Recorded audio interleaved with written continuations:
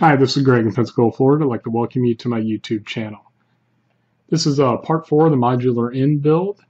We just finished up part 3 in the last video, and that was the pre-assembly of mold number 75. So we've done most of that.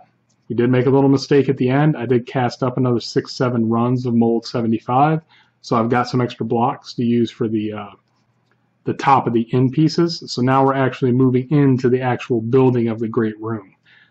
So over the last day when I finished that video, I started the assembly of the rooms itself. So we've gone, and what we're looking at on this great room is we've done these parts right here.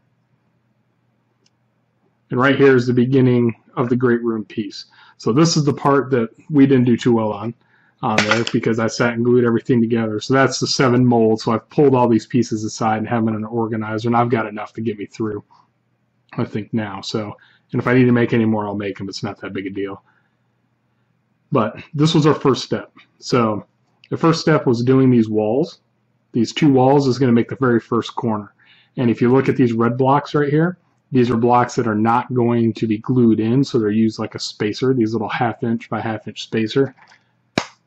So that was the 1/2 inch piece right there. And then also you had the 1 inch by 1/2 inch spacer that went over here on this side. And then on this side, we had a couple long pieces, and we actually had our very first window with the stained glass look in it.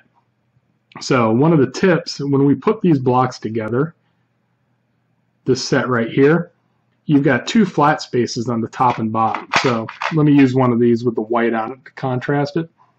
So you'll see this is a scrape side, and then this is a scrape side. So you want to position these blocks in the bottom. So when you look at this plan, like this is a 1 inch block, so that's probably not the best example. Here's a 2 inch right here that we would actually use on this side. It's scraped on the top, it's scraped on the bottom. So you want to position these blocks towards the bottom where the entire piece is going to be covered. So for instance, on this one, this is a good spot for that 2 inch block. This is a good spot for that 2 inch block because you want to work these in. These are going to be the extra blocks that we're going to use. On this side, if you use that 2 inch block right here, what's going to happen if you're not careful on how you align it is that you could get this flat spot that's showing right here will stick out, will actually show on that part right there, and you don't want that. You also don't want that on the 3 inch block down here. You don't want any of these overhangs to have this flat scrape surface on there. So that's just something to keep in mind as you start putting it together, because I ran into that here on this 2 inch block.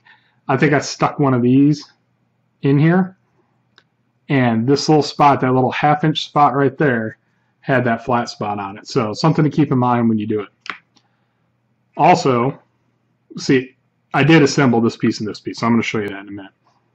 When you're putting them together, it gets a little tough on squeezing those in there. When you rock these pieces together, it's tight, and then you got to put the glue in there too. So just be ready for that's a pretty tight fit. The other thing I did is I was at Walmart and I found this Lean's clear tacky glue. And I was like, oh, nice. It comes in a nice squeeze bottle. I like that. And it's clear and it dries clear. So I don't have to worry about anything. This stuff takes forever to dry. There's some spots I used it on. If you put this on your piece and you're ready to walk away for the night, you're done working, this is okay to use. But if you're going to use that piece or you need to handle it, the quick dry, I haven't used the gold bottle. I've always bought the purple bottle with quick dry, so I am very accustomed to how fast this dries. Whereas this clear stuff, I did use it around the windows and it worked really well. It took forever for this to set up. But this morning I came out and I picked up the piece and it's perfectly dry and it's all held together. So if you got some time overnight that you're just going to set it, you're going to glue it, set it, and walk away, it's fine. But I really like these squeeze bottles on here. I wish they had the quick dry in the same type of bottle. All right. So let's look at the piece. So right here is the piece from last night. These are the two pieces. So we put this together first. This is where the 1/2 inch spacer was, and then I had the 1 inch by 1/2 inch spacer over here on this side. And then on this side, you know, we just kind of put it together. So I used some of those blocks with the double scrape sides down here on the bottom, so they're completely hid. And then this right here is the window. And while I was waiting for that clear tacky glue to dry, I got so bored, I'm like, screw it, I will paint it. So I went ahead and just jumped ahead and painted it. Painted the wood a really dark brown, washed it really quick, and then I painted the yellow on one side, blue on the other, because on the tips and tricks it said if you're in the inn looking out, you'll see blue. You know, it should be blue or dark outside, and if you're on the outside looking in, that's going to be your candlelight or whatever else is illuminating from inside. So I went ahead and knocked this out real quick. You don't want to glue this piece into the mold, onto this piece here when you start, because you need to paint this, and obviously this paint scheme is not going to be this paint scheme right here. So I did glue this together. It was a little shaky at night when I went to bed, because I was like, man, I hope this thing sets up. It set up fine, you know, so now there's no problem at all on that. The windows where the clear stuff did come in good is was gluing around these windows. So basically, let me see if I can find a stick.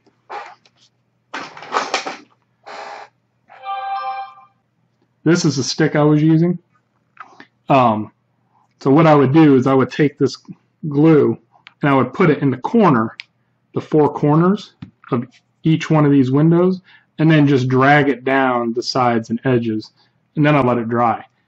When I do this again, I think I'm going to take one of these, just one of these smaller blocks, and put it on the table behind it when I mount the window.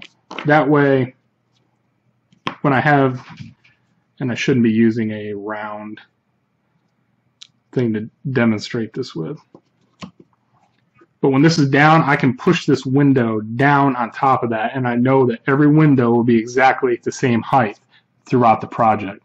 That way I don't have to guess. When you do push these windows in, they do get a little tight. You're going to have to come back and I had to do a little touch up. But as for painting the window, I used an Army Painter electric blue for the inside, and then I used a Demonic Yellow by Army Painter for the other side. And it went on pretty good. Yellow, painting with yellow is a nightmare. Any miniature painter knows that. When you paint with yellow, it's terrible. The blue was basically one coat on, and then I just freehanded I just followed the lines with some flat black across the window. I may make another piece and try and gloss coat the blue before I do the black. That way it'll give it more of a shiny look, more like glass. So I'm going to try that out and just see how it looks, and I'll show you how it looks. So that's out of the way. So I use this stick. I use those paints. This is just Vallejo paint here that I use. So I do a lot of miniature painting, so I have a ton of different paints. So that's for that. This is all together. So now we're ready to move on to the next step. So our next step is going to be the other 2 walls. So we got a small window. We have a looks like another 1-inch arch and a couple spots on there. So I'm going to go ahead and work on that. And when I get done, I'll report back and see how it goes. And then we'll move on to the floor. So this will be the whole first room of the great room. And we're moving along pretty good. So I'm going to pause for here and get all the pieces together and just start working on this. Thanks. Bye.